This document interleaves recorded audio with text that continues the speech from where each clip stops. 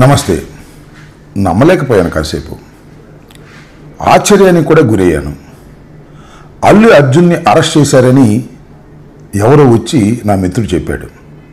అది వాస్తవమైనది, సరిగా చూసుకోమన్నాను.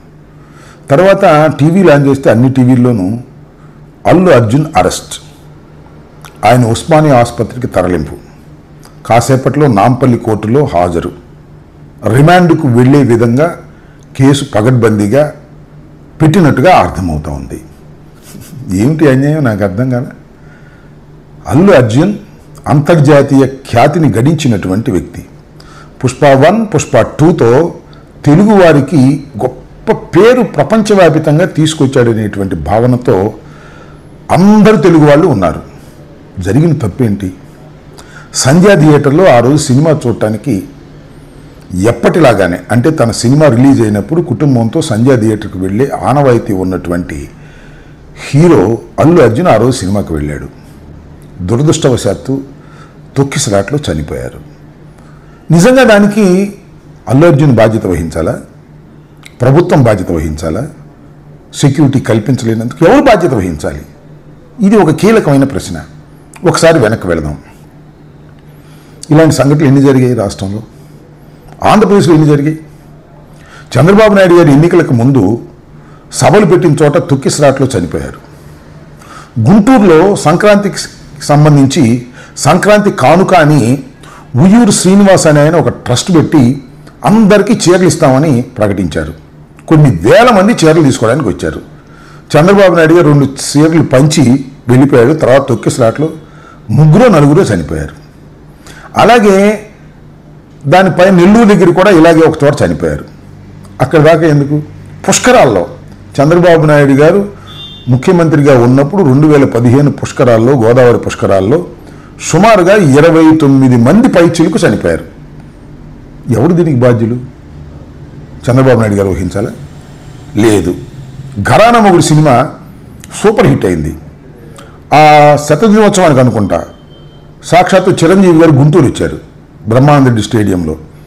అప్పుడు తొక్కిసలాట గురై చనిపోయారు. దానికి ఎవరు బాధ్యత వహించాలి? ఇప్పుడైనా ఒక విఐపి కానీ, ఒక ప్రఖ్యాతి చెందినటువంటి వ్యక్తి కానీ వస్తున్నప్పుడు సెక్యూరిటీ కల్పించవలసినటువంటి బాధ్యత ఆ ప్రభుత్వాల మీద ఉంటుంది.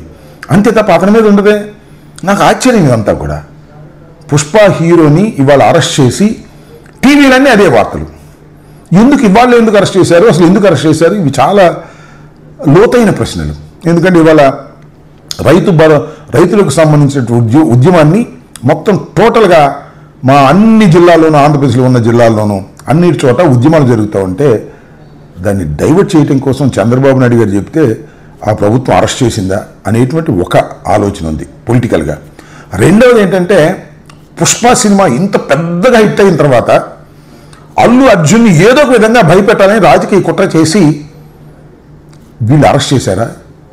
ఇవన్నీ చాలా చిత్రమైనటువంటి అంశాలుగా కనిపిస్తున్నాయి.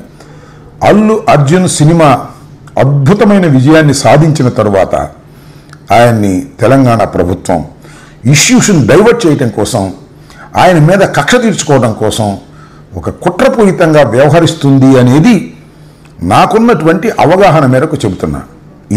ఇది దుర్మార్గం అని కూడా ఈ సందర్భంగా నేను చెప్పదలుచుకున్నా. ఇలాంటి దుర్మార్గాలకు ప్రభుత్వం ఒడిగడితే ప్రజాస్వామ్యం బతకదు, గుర్తుపెట్టుకోమని మనవి చేస్తున్నా. సరే, ఓకే, అరెస్ట్ చేశారు, రిమాండ్ రాకుండా జైల్లో పెడతారు, ఏం సాధిస్తారంటున్నా నేను. అల్లు అర్జున్ మీద మీకు అంత కోపం, అంత కక్ష ఉండవలసిన అవసరం లేదు. ఏ ప్రభుత్వానికైనా చట్ట ప్రకారం చేయాల్సింది చేయండి. కానీ ఇది కావాలని ఒక కుట్రపూరితంగా జరుగుతుంది. దీని వెనుకాల ఎవరి హస్తాలు ఉన్నాయో సులువుగా అన్నీ బయటకు వస్తాయని కూడా ఈ సందర్భంగా చెబుతూ, అల్లు అర్జున్కి భగవంతుడు ధైర్యాన్ని ఇవ్వాలని, ఖచ్చితంగా ఇలాంటి కుట్రపూరితమైన విషయాలను తట్టుకునేటువంటి శక్తి అతనికి భగవంతుడు ఇవ్వాలని మరొకసారి కోరుకుంటూ, ఇది అన్యాయమని తీవ్రంగా ఖండిస్తున్నాను. ధన్యవాదాలు.